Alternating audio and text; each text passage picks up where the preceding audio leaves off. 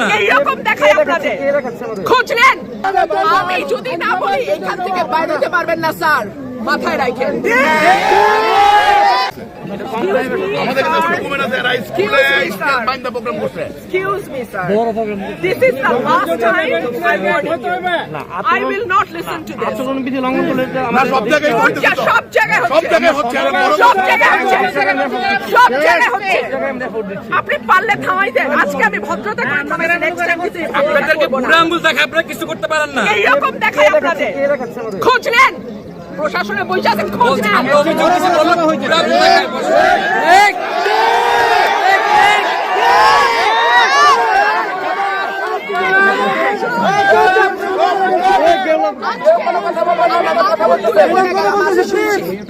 ভবিষ্যতে শুনবো না। আর আমার আমি যদি না বলি এখান থেকে বাইরে যেতে পারবেন না স্যার, মাথায় রাখেন।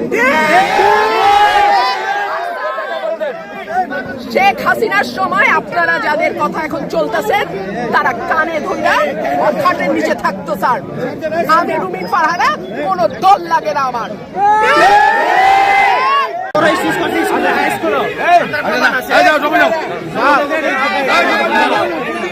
দল আমাকে ওয়াদা দিছিল নমিনেশন দেবে, দল তার ওয়াদা ভঙ্গ করতে পারে, দল মুনাফিকি করতে পারে, আমি তো করতে পারবো না। এতটুকু ভয় পাবেন না। গত 15 বছর যখন নেতারা তোষকের তলায় মোবাইল বন্ধ বিদেশি নম্বর নিয়ে ঘুরছে, তখন আমি মানুষের পাশে ছিলাম। আমাকে দাবায় রাখা এত সোজা না। রোহিঙ্গা আইনা এখানে প্রার্থী দেবেন, সেই প্রার্থী সদর থেকে এমপি ধৈরা আইনা, এমপি ক্যান্ডিডেট ধৈরা আইনা প্রচারণা চালাবে। ভাড়াইটা প্রার্থী আর আইনের না। তিনি হুঙ্কার দিয়ে কি বললেন?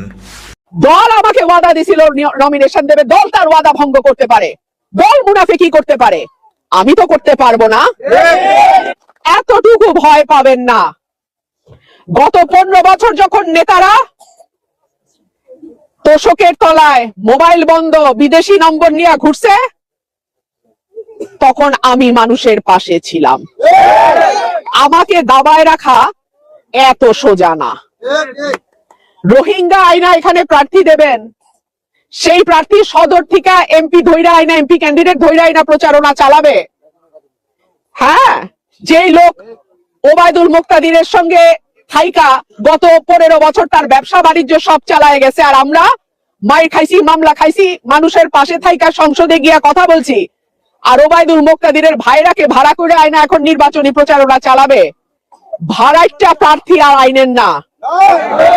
প্রার্থী নয়, আপনারা ধানের শীষ দেখে ধানের শীষে ভোট দিবেন। আমি 17 বছর যাবত শত নির্যাতন সহ্য করেও দল থেকে পালিয়ে যায় নাই, আর আমার মাটির সন্তান, আমার মাটির গুরুজনদেরকে ছেড়ে আমি জীবনে যেতে পারি না, যাবো না ইনশাল্লাহ। আপনাদের কাছেও আমি তারেক রহমান সাহেবের পক্ষ থেকে হাত জোর করে অনুরোধ করব, আপনারা ধানের শীষের সাথেই থাকবেন, ধানের শীষকেই বাঁচিয়ে রাখবেন।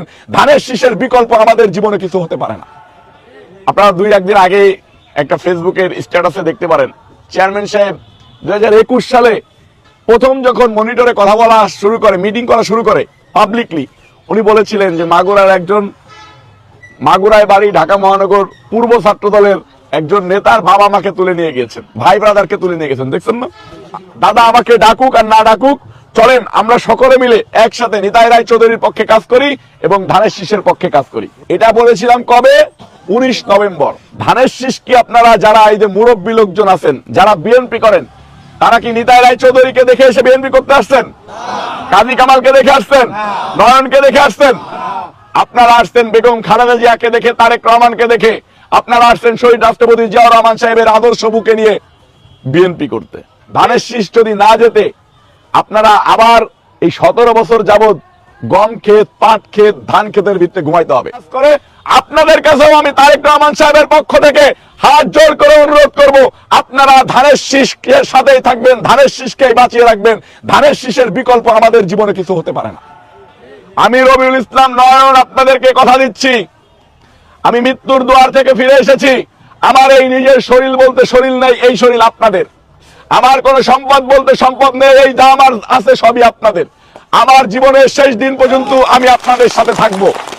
আপনাদেরকে বিপদে ফেলে রেখে রবিউল ইসলাম নয়ন কখনো পালিয়ে যাবে না, কখনোই যাবে না। কারণ আমি 17 বছর যাবত শত নির্যাতন সহ্য করেও দল থেকে পালিয়ে যায় নাই। আর আমার মাটির সন্তান, আমার মাটির গুরুজনদেরকে ছেড়ে আমি জীবনে যেতে পারি না, যাবো না ইনশাল্লাহ। বিএনপি কে জিতানোর জন্য ধানের শীষে ভোট দিয়ে বিএনপি কেই জিতাবে ইনশাল্লাহ। প্রার্থী নয়, আপনারা ধানের শীষ দেখে ধানের শীষে ভোট দিবেন। রাস্তার টোকাইরা যুবদল ছাত্রদল করে, ছাত্র সংসদে ছাগলের মতো তোরা হারছস, তোদের লজ্জা শরম নাই। বেগম জিয়া বলছিল বস্তির পোলাপাইন দিয়া ছাত্রদল করায়, এটা এখন ট্রু। রাস্তার টোকাইরা এখন ছাত্রদল করে, ড্রাগ এডিক্টররা ছাত্রদল করে, চিন্তাকারীরা ছাত্রদল করে। নো ওয়ে, এটা শহীদ জিয়ার দল না। আপনারা যারা গত 17 বছর ধরে কর্মীরা আন্দোলন করছে, নেতাদের বিশাল বড় একটা অংশ বিভিন্ন এজেন্টের দালালি করছেন আপনারা, আমরা সবাই এটা জানি, আপনারাও জানেন। তারা 5 তারিখের পরে স্টেজের সামনে চলে আসছে।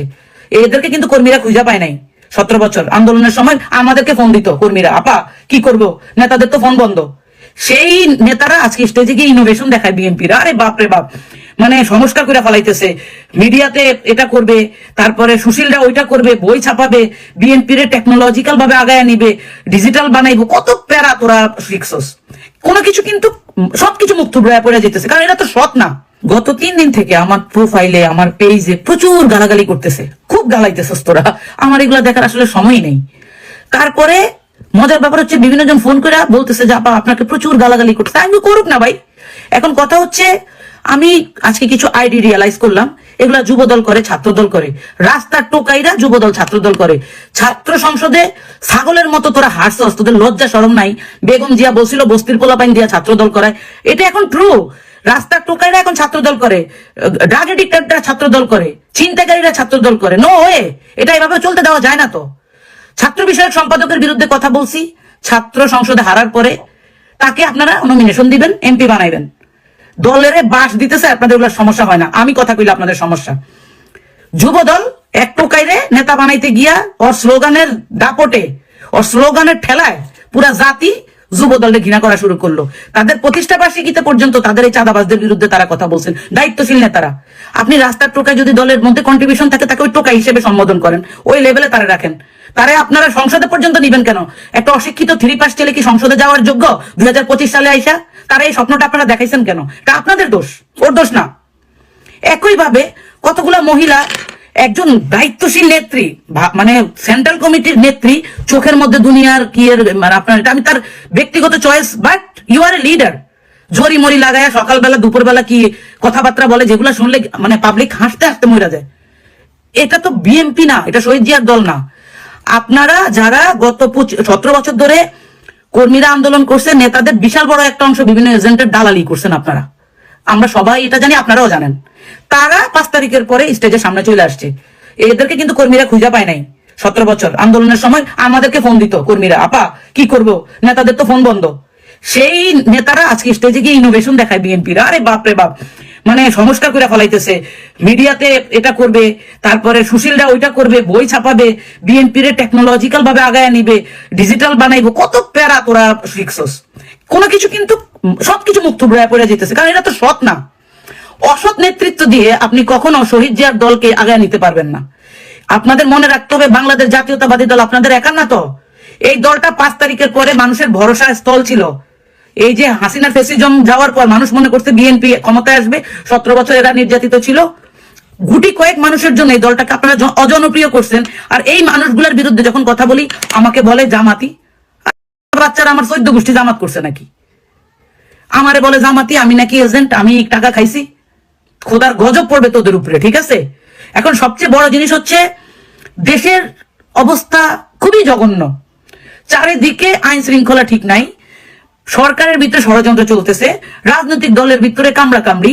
তার মধ্যে আইসা আমরা যারা 17 বছর আওয়ামী লীগের বিরুদ্ধে ভয়েস রেজ করছি, মামলা খাইছি সাইবার সিকিউরিটিতে, আজকে তোরা আইসা আমারে গাইলাস।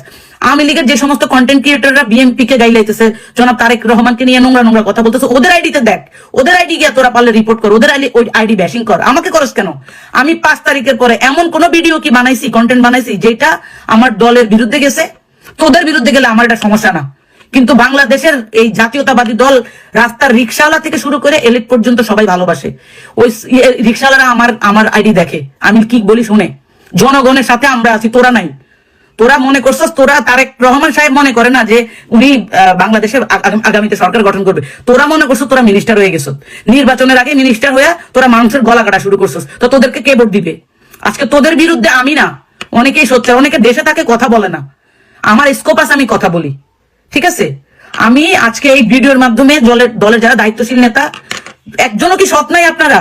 আপনাদের উদ্দেশ্যে বলতে চাই, এই যে সমস্ত রাস্তার টোকায় নামায় দিয়েছেন আমার বিরুদ্ধে, আমাকে গাইলানোর জন্য, এরা আজকে আমাকে গাইলাইছে, যখন আপনাদের কাছ থেকে সুবিধা পাবে না, কালকে আপনাদেরকে গাইলাইব। এদের কোনো চরিত্র নাই, এদের কোনো আদর্শ নাই, এরা কোনো আদর্শ লালন করে না।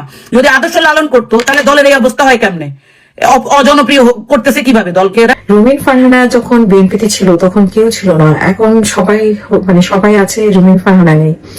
রুমিন ফারহানাকে তো বিএনপি এমপি করেছিল এবং রুমিন ফারহানা আওয়ামী লীগের সাথে এসে বেশ ভালো মিলেমিশেও ছিল আমি জানি, এবং বেশ সুযোগ সুবিধা উনি ভোগ করেছেন, পাওয়ার চেষ্টা করেছেন, ফ্ল্যাট পাওয়ার চেষ্টা করেছেন, সেগুলো তো জনগণের হাতে হাতেই ছিল, এটা লুকানোর কোনো কিছু নেই।